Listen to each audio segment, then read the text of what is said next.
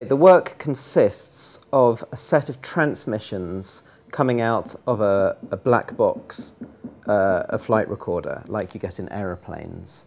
The transmissions are lines of text read out on a loop, mixed in with numbers and words, all kind of mingling together. And they will be transmitted 24 hours a day over FM for the duration of the Eklips exhibition.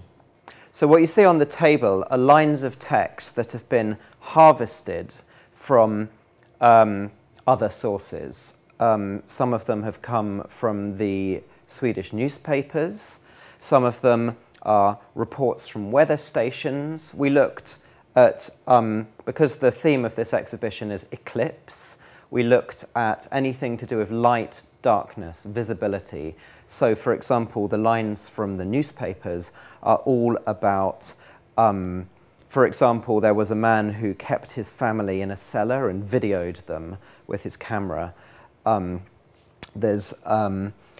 found stuff from a medical site about diseases of the eye, different types of blindness, glaucoma, ophthalmoparesis, and so on. We discovered that during this exhibition there will be an eclipse which will affect Stockholm on the 1st of August. So we found the times of the eclipse, of the penumbra, the umbra, the partial ecliptic, and so on. We also got the daily reports from weather stations around the Stockholm area reporting when it becomes light, when it becomes dark. So, for example, here's one from Arlanda Airport, Stockholm Arlanda, saying tomorrow will be 3 minutes 57 seconds longer. It gives the hour of civil twilight. Beautiful phrase, civil twilight.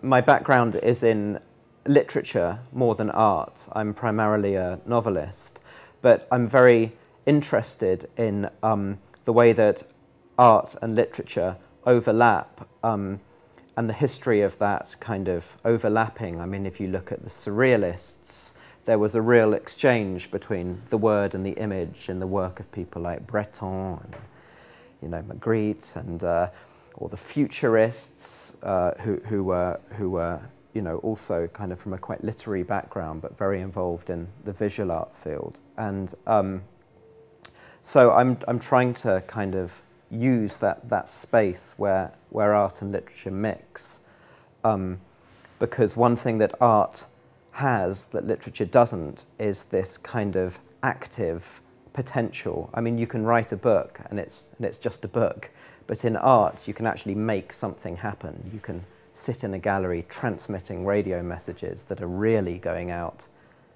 to the city.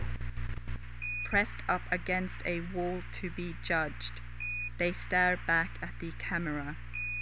Ecliptic conjunction 10, 13, 38, 78, TDT.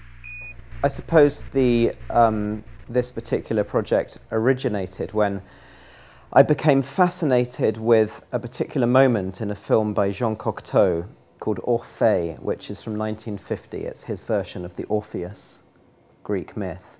And in Cocteau's version, there is this moment of radio transmission where one poet who is dead reads lines of poetry, but also numbers and words that don't really have any sense, but they're placed together in a very seductive and rather beautiful sequences.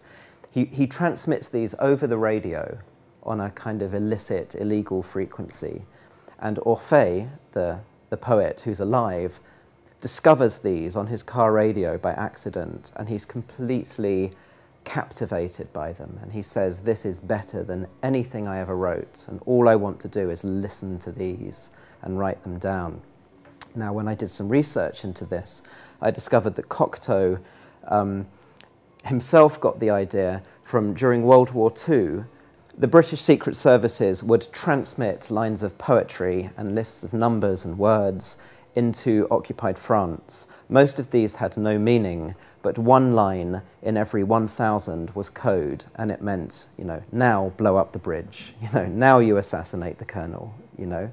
And so you have this situation where the occupiers and the résistants are all listening to the radio, listening to these lines, you know, all of which have the potential to make something violent and catastrophic happen, or to make nothing happen. And I find this very compelling because it's a conjunction of technology on the one hand, aesthetics, poetry, art on the other, and a kind of political situation of occupation and resistance. And that triangle interests me very much. Granted the power to know the future. Tomorrow will be 3 minutes and 57 seconds longer. When this project was done in London, or a similar project, there were many people involved. It had a lot of real estate, we could say. We had a large gallery space which was turned into a broadcasting centre, 40 assistants gathering text from other media sources, projecting the text onto the walls, and then this text was remixed. Someone was copying it down. It was reconfigured into lines of poetry, and then carried up to a radio booth and transmitted from there. In Stockholm, we're doing a much less human version of it. There will be no humans. There will just be a black box. Now, black box is what you get in aeroplanes after the catastrophe. It transmits a signal, and of course it records the audio, the dialogue in the cockpit from before the disaster, and it transmits the signal so it can be located. So the black box in the Moderna Museet will do the same. It will, the lines of poetry or of code, however you want to look at it, will be recorded on there, and it will transmit these on a radio signal which can be picked up for 1, 2, 3 kilometers away from the museum with diminishing clearness. Stockholm, within the Umbra, 0840 to 0942. I mean, the black box is actually, in reality, it is a red box, but it's still called a black box. There's definitely, yes, a dark side to it. You know, I mean, the semi-fictitious organisation whose transmissions these are is the INS, the International Necronautical Society, whose very name has overtones of death. Also in the Cocteau film, from which the inspiration for this project comes, the poet who transmits is dead. So there's this sense of tuning into something absolutely liminal, you know, at a kind of threshold between audibility and inaudibility, visibility and invisibility, or even, in the most extreme way of thinking about it, between life and death.